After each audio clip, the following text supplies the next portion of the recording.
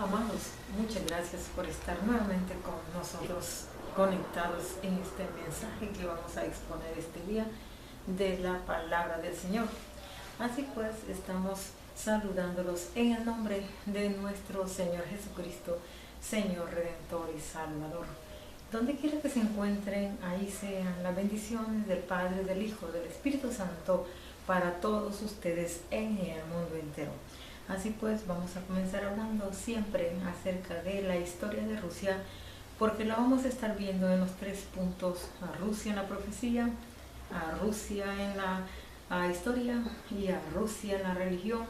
Y también dentro de este mismo tema encontramos a la Rusia en su economía. ¿Por qué? Porque todo tiene un enlace.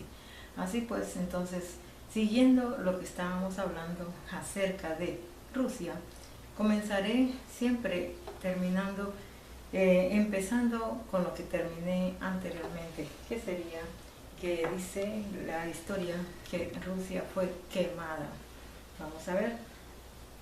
Dice, en el 1574, animado por el imperio, dice, quemó Rusia. ¿Quién? De Bled Guirland. Entonces, vamos a estar viendo algunos puntos muy importantes que, como les dije anteriormente, tuvimos problemas con las copias, unas partes no salen, entonces tenemos que tratar de averiguar qué es lo que le está diciendo en ese punto. Pero está todo correcto, todo lo demás que se está hablando. Ahora, si usted quiere mirar la información que estamos dando, usted puede ir a lo que es la enciclopedia Larousse de México y usted ahí lo puede encontrar. Así pues, continuemos pues a lo que estamos hablando. Dice, en el 1970 hubo guerra contra Suecia y llevó, dice, a la revolución.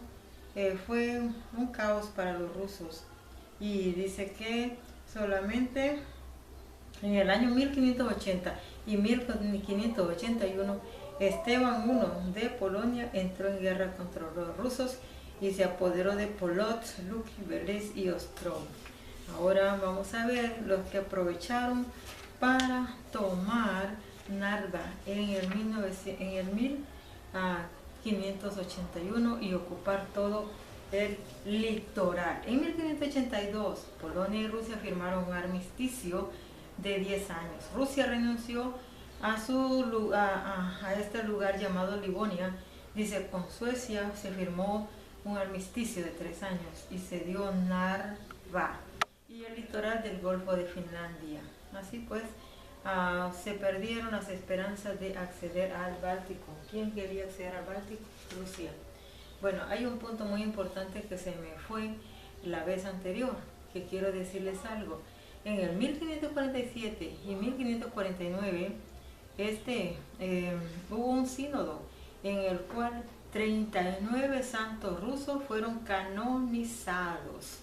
Así pues, ese era el punto que les quería decir acerca de la religión. Ahora, vamos a ver la época de las perturbaciones. Iván IV. Estábamos viendo a Iván III y estábamos viendo a Basilio III. Fueron hombres que gobernaron Rusia. Dice, él murió en el 1584 y su sucesor fue Fiodor I, 1584-1598. Era un ingeniero, dice, era ingenioso. Y dice, y tenía su otro hijo Demetrio, que solamente tenía 10 años. Fiodor I dejó gobernar a su cuñado Boris Godunov, un boyardo, e intentaba enderezar la economía de Rusia basada en la paz.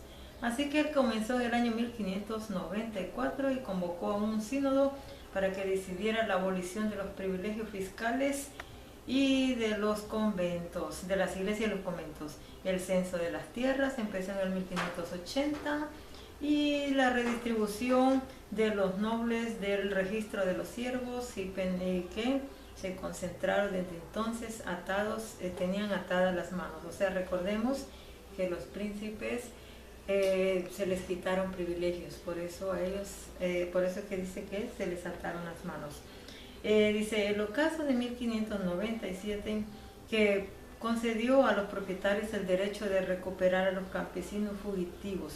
O sea que por todos estos problemas que habían de que estos hombres que eran terratenientes, que eran los mismos boyardos o de la nobleza, todos estos subyugaban tanto a los campesinos que los campesinos tuvieron que huir. Después ellos vinieron a tratar de recuperar a estos campesinos fugitivos. Vamos otra vez. Dice aquí, la crisis económica general en 1586-1587 habiendo eliminado a sus rivales Nikita Romanov, el príncipe Chuisky, Mslavsky y Bielski, Boris se encontró con las manos limitadas. A su reinado se le llamó el reinado del apaciguamiento. O sea que este hombre, Boris, quiere decir que él trató de hacer la paz con los grupos. Dice, en cuanto a su política exterior, Boris tuvo varios éxitos. Se prolongó el armisticio con Polonia, la guerra rusa-Suecia de 1590 a 95. Terminó con la paz eterna el Tratado de Tiasvin, que devolvió a Rusia una parte importante del litoral báltico, excepto Narva. Godunov ensanchó las fronteras del país y en el sur y en el este los rusos construyeron las fortalezas, estrecharon los lazos económicos con Transcaucasia y Georgia fue bajo protección en 1587, los montes Urales en Siberia Occidental y la extensión de Rusia iniciada por Iván el Terrible. Iván el Terrible es el número 4. Se prosiguió con éxitos en los años, en el 1581-1582. Los instigadores de las mismas fueron los industriales, los ricos, los comerciantes, los rusos Stroganov. Dice, estos volvieron a resucitar a los cosacos del Volga, mandados por Ataman Yermak, pero fueron detenidos a la orilla del Irtych y no recibieron ayuda del gobierno ruso hasta 1583. Estos intentos de instalación fueron los que dieron inicio en el siglo XVII a la extensión de Rusia del Kanato siberiano. Boris Godunov consolidó sus relaciones diplomáticas con Inglaterra, Francia, Alemania y Dinamarca. Por último, el consenso de 1589 eligió al primer patriarca de la metropolitana de Moscú. Dice, la iglesia rusa era independiente el 15 de mayo de 1591. Demetrio murió quizás asesinado. La situación interior del país se deterioró, la gran hambre de 1601-1603. Y aquí vemos el personaje de Iván IV el Terrible, el zar, de 1547 a 1564, ilustración de la obra Las raíces de los monarcas rusos, 1672, Museo Histórico del Estado de Moscú, foto APN. Esto lo estamos tomando de lo que es Rusia en la historia, basado en la enciclopedia de la Rus de México. Así pues, estamos viendo acerca de lo que sucedió, la gran hambruna de 1601-1602. Aumentó la presión en el Senado y del poder. El zar Fiodor I murió en el 1598 y era el fin de la dinastía. El Zemsky Sobor eligió a Boris Godunov como zar, lo que provocó el descontento de la alta nobleza. Fue el momento elegido por Polonia para volver contra Rusia, otra vez a pelear.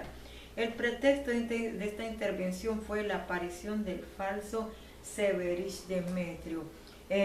Prometió a Segismundo III, rey de Polonia, que devolvería la iglesia rusa a Roma.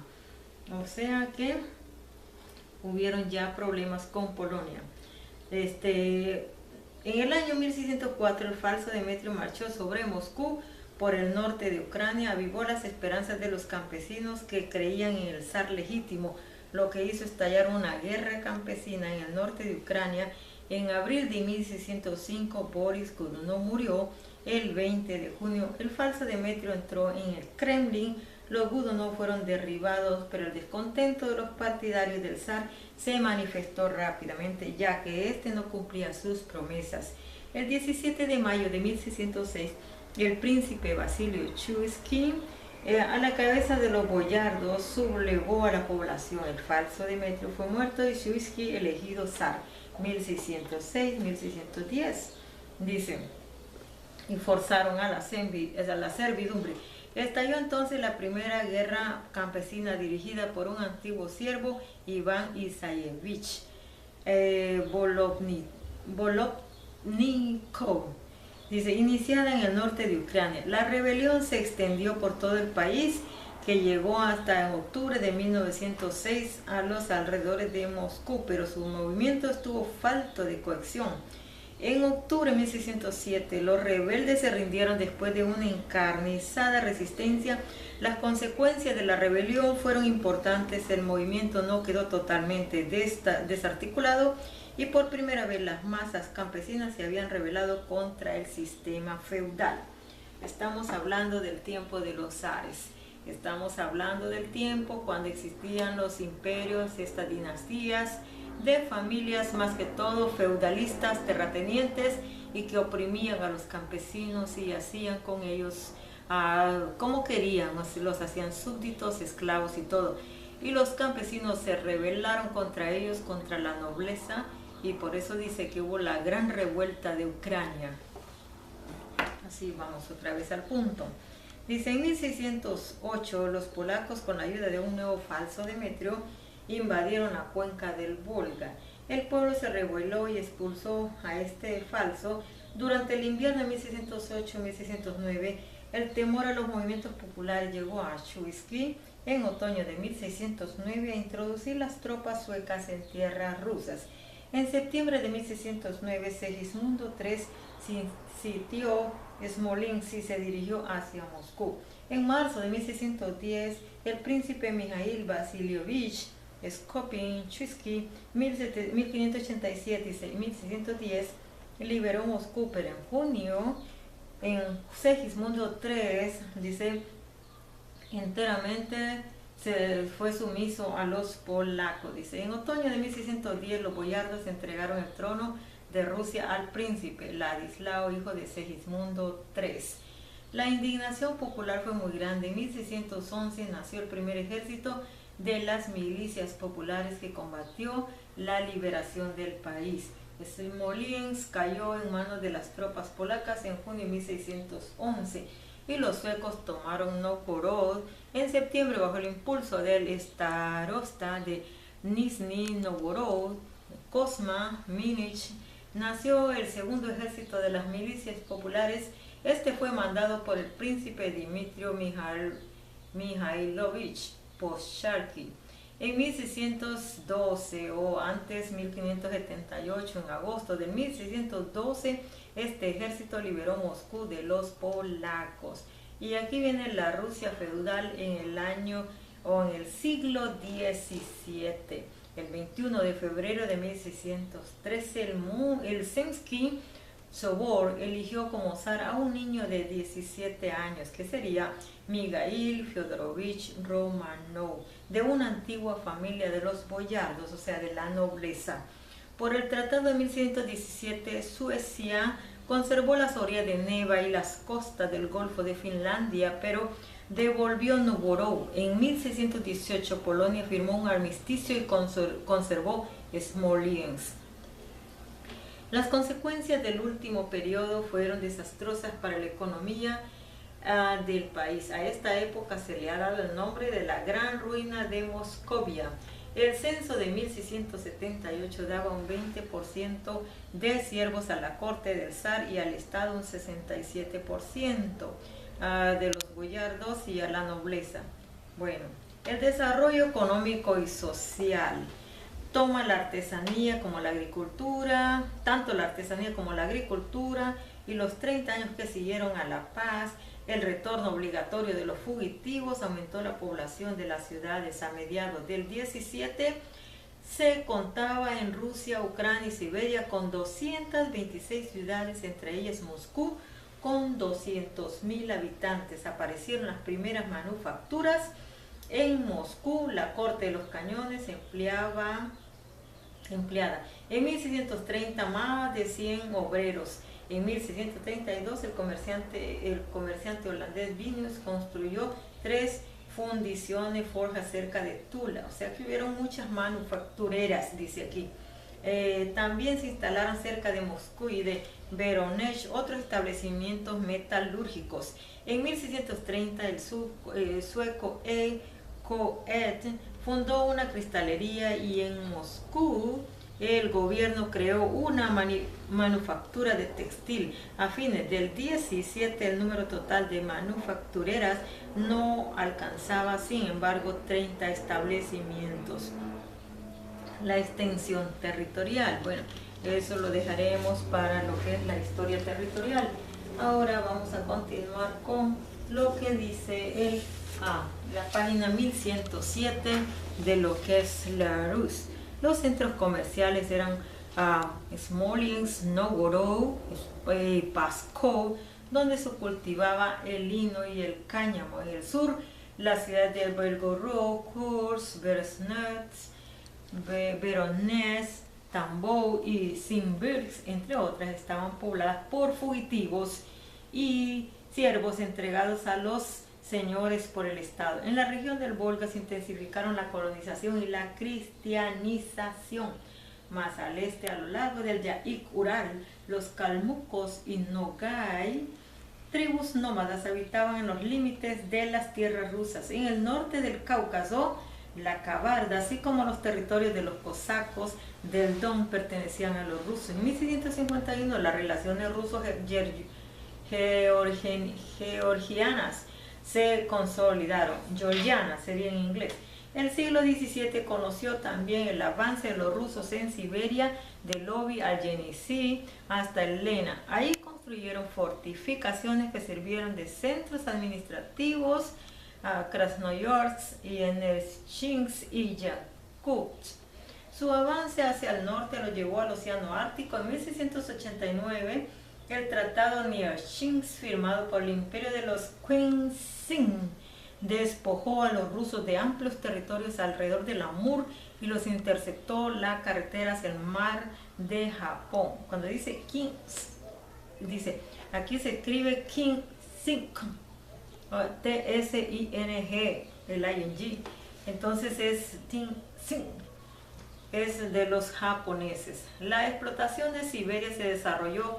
Los campesinos que se habían instalado en la parte occidental introdujeron nuevos métodos que favorecieron la agricultura, en especial el trigo. El subsuelo fue explotado por la obtención de hierro y oro. O sea, estoy tratando de decir un poco acerca de lo que es la historia territorial de Rusia. ¿Por qué? Porque Rusia tiene grandes manantiales y minerales de los cuales hace uso, y esa es su gran riqueza, su gran potencial que tiene, porque ¿qué es lo que no tiene? De todo tipo de metales. Tiene también muchos lagos que tienen aguas curativas o aguas salutíferas, de tal manera pues que está bien equipada, tiene de todo, y tiene desde gas natural, tiene petróleo, tiene tierras que jamás han sido explotadas. Por eso Rusia es un país, es un estado, una nación, un continente prácticamente gigante, que puede decirse que abarca, si es posible, la mitad de la tierra. Pero también recordemos una cosa, que muchas veces Dios tiene que tratar con estos reinos de esta manera, porque recuerde una cosa, nosotros por ejemplo que estamos en América fuimos inculturizados por España, nos cambiaron nuestros lenguajes, hablamos español, nos dicen hispanos, nos dicen latinos, nos dicen indios y nos dicen de todo. Pero si usted puede mirar que estos reinos han sido grandes, extravagantes y todo, y como usted puede mirar, han sido muy duros con la gente, con su propio pueblo. han destruido en parte su historia en ese aspecto, porque aunque tiene grandes riquezas de minerales y de todo, y tiene mucha gente preparada hoy en día Rusia, de todas maneras el pasado de la historia no se lo puede quitar, de todos los desórdenes que hubieron y de todo lo que subyugó a su propio pueblo, o sea, los mismos zares, los mismos emperadores.